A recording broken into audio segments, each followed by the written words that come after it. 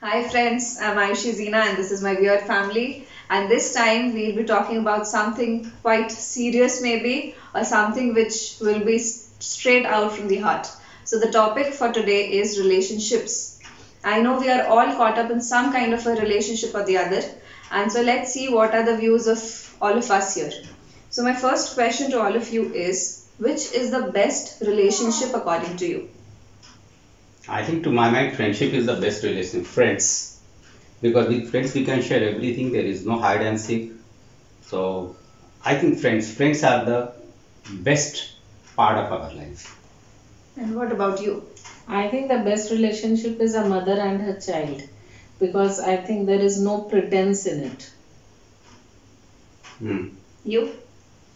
I also agree. I think friendship is the most pure kind of relationship because there's no kind of give and take in that. It's just purely based on your affection for the other person. I don't know, sound diplomatic here, but I don't think there's one specific relationship which is best or which is worst. It is the person with whom you're having that relationship. Your friends could backstab you, anything could happen in this world. But I think with any person with whom you can be really free, frank, be yourself, that's the best relationship that you can be. A relationship where you do not need to pretend, you're free to do what you want, and you can trust them blindly. It could be your friend, your sibling, your parents, whatever it is. But mostly I think with friends we feel free and we share almost everything. With others we are having a sort of somewhere there is a reservation. We keep a little somewhere a distance. We You maintain keep that. For that, I'd like to say the Speak first louder. example that comes to my mind is us, both of us. Even though we have a huge age gap, I feel. huge. Hmm. You want the world to know I'm old. Yeah, we are. Let's just accept it. So I think we are far more close than we are to our own friends. And there's no kind of, I think, that kind of sister thing. Even more than friends. Means You there's were no supposed tag. to praise us. No, to be honest, there's no tag, tags such as sister or friend. There are bonds which don't need tags. It's just the That's kind what of I was saying. respect and comfort level you have with each other. Hello, that's really that's very nice that both of you are having such a good rapport and relationship. Great. Hmm. Okay, so next is all relationships come with an expiry date. What's your view? So this is quite a serious question. Let's start with you. Hmm. Yes, definitely. All relationships do come with an expiry date because the feelings you have initially, maybe that dies out, dries up. So it doesn't remain the same over the years. Maybe sometimes it gets better, but most of the times it gets worse, and you just come out of it, and so it expires one time or the other. No, I beg to differ. Hmm. I think when you are with, suppose, let's take parents only for example. The bond that you have with your parents, that does not come with an expiry date. Even if they have gone into the heavenly abode, still your feeling for them remains the same. It did not expire even with death. That is that kind of a bond, a relationship. But still the children move on, and in childhood how much they cling to their parents, or they share everything with them and they are dependent on them wholly. After a certain age, they find the same parents very tiresome and troublesome, and the children don't like the parents to be around snooping over them, or they want their own space. They don't want to share their talks or whatever they are feeling with their parents, so that sort of relationship expires. Okay, what do you think? Let her speak first. Well, I believe that we cannot exactly label as expired. I believe that's just human beings evolving on their own. There's also a need of individuality. So you might evolve on your own, so that will automatically change your bond with the other one. But it doesn't mean that you have grown apart or your bond has expired. Yes, I completely agree with you. That's what I was also thinking, that the roles might have changed a bit, but the relationship still is intact. No, actually relationship remains, but the intensity weakens. Like maybe whatever she just told, I do agree with her that in a childhood you are so very close to your mom and dad, but when you grow up you start getting closer to your friends. All the thing you feel like sharing with your friends. When you still grow up, when you get married, naturally you get closer to your spouse, and there comes a distance with your parents. So I think relationship remains, but the intensity wanes. It does remain the same. Yes, maybe. Okay, so let's move on to the next question. Why does the bitterness come in any relationship? What is it that makes the relationship bitter? I think there can be two or three reasons. The very first reason is expectation. When we start having the expectation, a little higher expectation from the other, and the other can't fulfill that, come up to that level, I think the bitterness starts cropping up. That is the one of the reasons. In a modern time, the second can be, whether we agree or not, money is a big factor, because the desire, the wishes have gone so very high that we expect a lot from the other, and naturally it is not possible for everyone to fulfill all the needs and all the desires. So maybe the wife starts having the complaint, or maybe the children start having the grudge against the parents. So that can be the other reason. Right. Yes. What do you think? I think bitterness comes for many reasons. Between friends, bitterness might come when there is jealousy, or a third party enters and there is misunderstanding. Misunderstanding can be the root cause of bitterness in every relationship.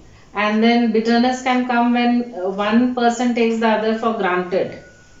And year after year, day after day, if one person keeps on doing everything for the house, maybe the wife or the husband, and he or she finds that he is not appreciated enough, and she is taken for granted, or he is taken for granted, so the bitterness might come. What do you think? I was about to ask you. Go on. I think when you start having trust issues with the other person, you turn bitter, or when you cannot feel free to share whatever is going on in your mind or whatever, like the other person is not ready to listen to you. In today's world, we really require somebody who is there for you when you need that person. When you time and again feel that you are all by yourself in those situations, then there's no point of that relationship, and that makes you bitter. I think they have basically named all those things which actually turn any kind of relationship better. So what are your top three? I think it would be lack of acceptance. I think that's the main reason. No matter what happens, you have to be accepting of the other person, including all of their mistakes and flaws. The major problem is we are always at a clash, that the other person is wrong. Maybe sometimes you just have to let go and accept it. Maybe they are going through something which you are not understanding. So sometimes you have to be the bigger person, no matter how difficult it is. Our little one here has अरे become so क्या बात mature. है, Oh my god. अरे, you gave such beautiful answer. Superb. Loved your answer. Okay. Next is, what should we do to keep relationships strong and enjoyable? First and foremost, the communication. That is what is missing in a present day families. When the children are having their own set of world, most of the time they are busy with the social medias. The parent, they are also on a social media, or maybe they are having their own set of circle. So the communication is first and foremost. That's very important to let our relationship go, to make a relationship strong. That is the first thing. And I think maybe the second can be whatever she told, I agree. Appreciation is badly needed. Say, if I am doing something great, I think the other should come and appreciate me. Same about others also. If the others are doing the great job, I think I should go and I should appreciate them. But what is wrong, that everyone wants appreciation, no one is ready to appreciate other. That is the other thing. There can be some other points also, but these two I think are very important to let a relationship grow and become strong. What about you? Well, I think a relationship will be strong when the sense of responsibility is there. So unless and until there is a sense of responsibility towards the other, then a relationship can never be strong. So it may be the between two friends. It can't be possible that only one friend fulfills all the demands, fulfills everything. Means he or she is the one who always goes to meet, calls up on phone, and the other one takes her for granted. Okay, she'll do that. So that is not proper. So the relationship will die out. And similarly, in husband and wife also, the responsibility thing should be equal, that equally they are shouldering the responsibility of everything, then only the relationship can be strong. And as parents should take the full responsibility of their children, their future, their career, their education, everything. Similarly, the children should also take the responsibility and understand that how much their parents can afford for them and how much they can do for their parents. So these things can make the bonding very strong and it can go very smoothly. I think I'll be carrying this only forward and I'll say effort. Everything requires effort. In a job also, without your effort you cannot succeed, you cannot achieve. In the same way, relationships do not go smooth. Any relationship requires a lot of effort to make it happy, to make it strong. So if you are ready to give in your 100%, try to know what the other person wants from you, then I think you can have an enjoyable life. And I have read it somewhere that we all want a person on whom we can rely upon, who is strong enough to take care of us, but we are not ready to do the other way around. So we To should become be, the person. we should be strong. We should be there for the other person, and I think things will flow. I think any relationship can remain strong if two individuals are strong on their own. Means if the other person is not dependent on the other one for their happiness. Because I think if one is dependent on the other, it soon turns extremely, I don't know, draining. Because you constantly expect something from the other one to make you happy. So I think if two of you are happy on your own, be it anyone, it can be a parent or there's a sibling or anyone, you have to be happy on your own, independent on your own. And then naturally, I think the bond or the love you have for each other will carry on smoothly. Maybe. And that brings me to my last question. And now this is a personal question for all of you. How is your relationship with everyone? How will you rate yourself as a person who takes responsibilities in a relationship, makes the relationship good? Are you there for others? How much do you rate yourself on this chart? I think with my students I'm having a great rapport, great relationship. And So it with- is ironical you did not mention a student relationship till now in all the answers. I missed that, but I think with the students I'm having a great relationship. With my colleagues also I'm having a very good bonding. Where I teach, where I take the classes, I get along with everyone very well. In the house I won't give myself too much marks. It is okay. In the house, very honestly, I would say that it is just okay. It is, I'm not having a very great bonding with all of you. Okay, what about you? I think I had a very good relationship with my parents, and right now with all my relatives, those who are close with me, they love me, I love them too.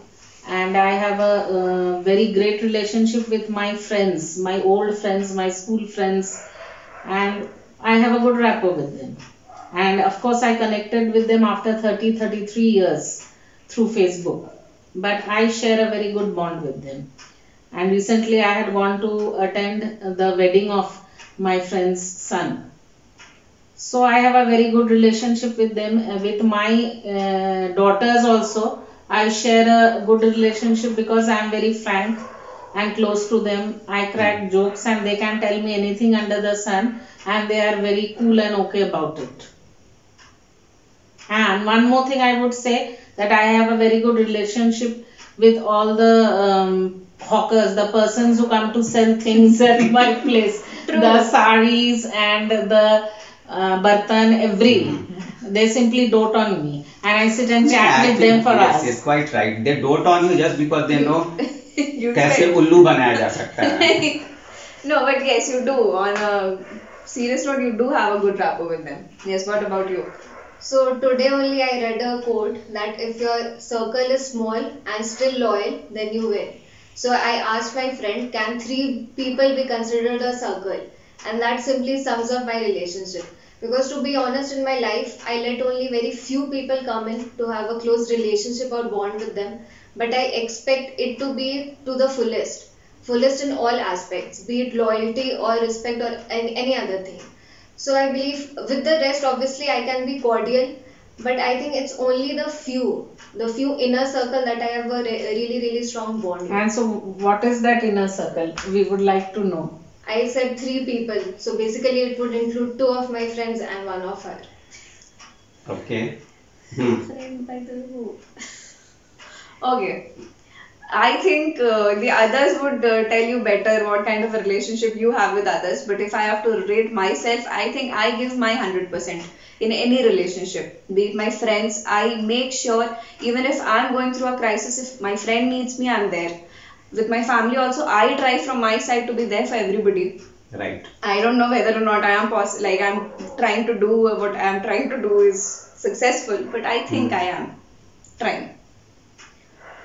So that brings us to the end of this discussion. I think the questions were quite good and it helps you to sit and have a very heart to heart talk with your family members. So why don't you give it a try? There are just 5 questions. It won't take you long. Sit with your family members, hear them out, be there for them, and make sure that all your relationships Okay, before you wind up, I think you should show the book to the Yes, audience actually. and just tell that what this is all about, from where we are taking Yes, it. this is a book on spoken English for advanced level learners. You'll find this book online also if you just search for spoken English for advanced learner. And obviously the author is right here with us, Dr. Kumar Sanjay. And you'll find there are so many topics in this particular book that you can actually just sit and give your own answer. Even if you don't have anybody around you, you sit, you ask yourself question, you answer them, and you will find that you have so many different things to think about. So go ahead, give it a try and have a good time. Bye.